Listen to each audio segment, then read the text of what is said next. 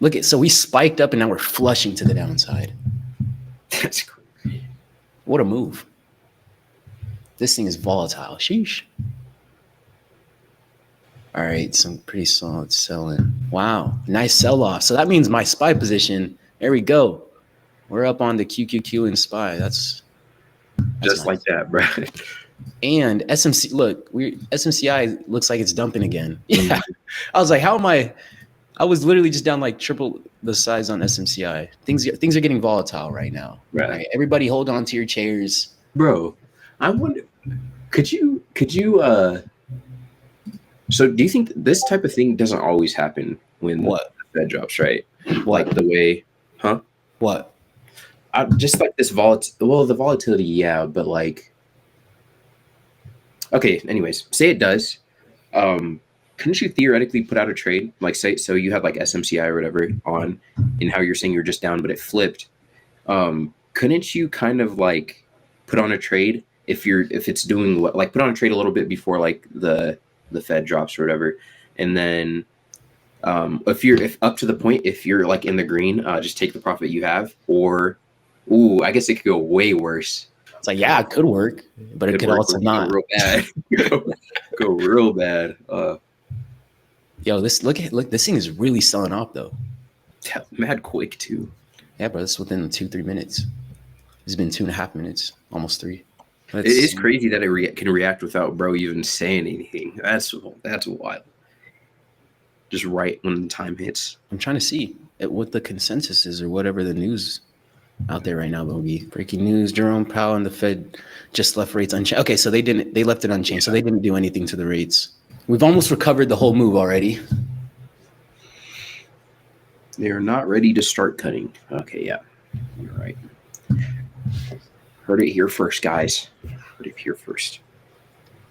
On the Bad Trader stream. On the Bad Trader stream. Bro, I was at the end of our streams, bro, I was starting doing this. What? It just has me weak. Bro, what do we have here? We haven't had, we were talking about this yesterday. We haven't had a red day on a Monday this entire year so far. 100% green days on Mondays so far this year. What? There's been 4? Yeah. So 4 for 4? 4 for 4? No, bro. I would not want to. It's just too random, bro. It's too random.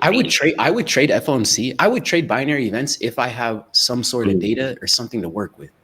Other than that, I'm okay with being wrong, but it at least needs to be based in data of some sort. Yeah, I go to It's got to be backed in data. I'm okay with being wrong, but it's just like I don't have no data to trade that at all.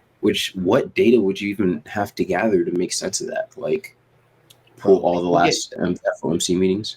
Bro, you'd be so surprised how extremely creative people get with filtering data.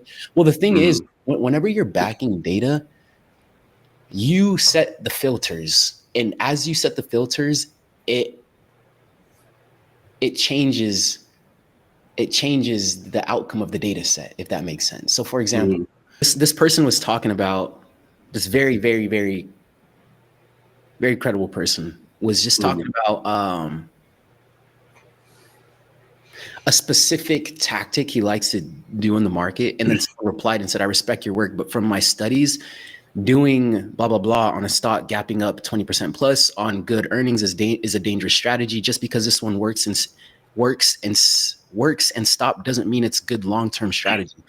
Saying so is just being like a hindsight guru." And then the guy replied, so pretty much the guy tested the idea he thought the guy was talking about, and then the guy responded and he said, "Your study assumes buying every 20% gap up on earnings. Does it take into account the discretionary context I took in the float of the stock, the market cap of the stock, the last several months, neglect the previous 3 to 4 earnings reactions, earnings and sales trends for the last few quarters, fund ownership, market phase, how other earnings are getting rewarded in this earnings season. There's a difference between buying any 20% gap up in earnings and buying a well-researched earnings gap with discretion." So there are so many filters when you're tracking data, and it skews the results.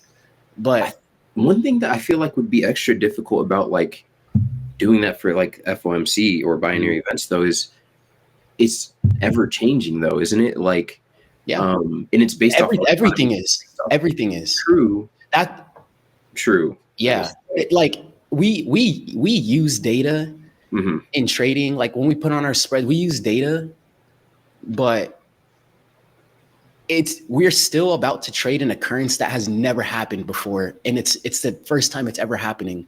Yeah. So to your point, I guess just the nature of the market, bro. It's crazy. It really is. That's why you always have to say like, oh, past results are not indicative of future results. Just because, like, yeah, you can use past results, past data, past whatever you want, but at the same time, the market has never seen this specific moment ever before. So it's going to react in its own unique way. Yes. Yeah. I don't know. I guess you're right. I don't know, bro. I feel like it'd be extra difficult though. I guess it's not really. The thing is, I don't even know what you would track. That's what I'm saying. Like, but again, I know some people. Yeah. But the thing is, though, I've seen people talk about stuff before, and it just opened my mind. I was like, why didn't I think about that? Or that way. So sometimes your eyes need to be opened before you can see some, you know, bro, even selling options, bro.